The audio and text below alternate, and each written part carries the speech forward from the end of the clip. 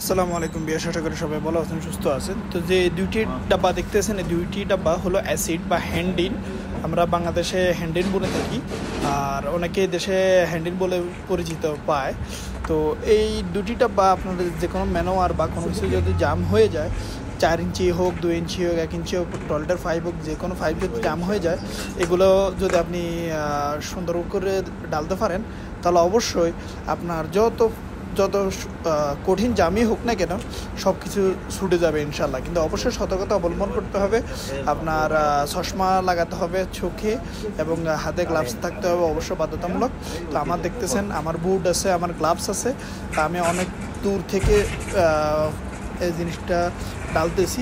তো দেখতেছেন কীভাবে ধোঁয়া উৎপন্ন হইতেছে, মনে হয় যে পুরো জ্বলে রাখ হয়ে যেতেছে। আর ধোঁয়াগুলো এত পরিমাণ গরম, আপনি যদি হাতে লাগে ফসকা ফুটে যাওয়ার সম্ভাবনা থাকে। এই কারণে গ্লাভস লাগানো অবশ্যমূলক বা বাধ্যতামূলক।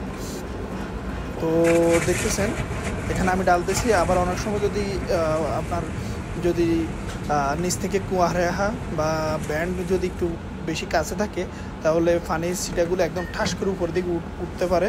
তো ওইভাবে সতর্ক থাকবেন। তো ইনশাল্লাহ দেখতেছেন ডালার পরে এখন ভিতর দিকে পানি যাইতেছে। আমি এক দিক থেকে পানি ছেড়ে দিছি, আরেক দিক থেকে হ্যান্ডিল ছেড়ে দিছি বা অ্যাসিড ছেড়ে দিছি।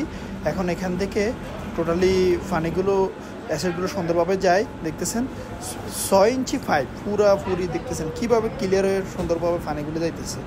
তো এইভাবে যদি কোনো সময় আপনাদের কাছে পাইপে আটকা যায়, অবশ্যই আপনারা এই টেকনিকটা ইউজ করে করতে পারেন ইনশাআল্লাহ।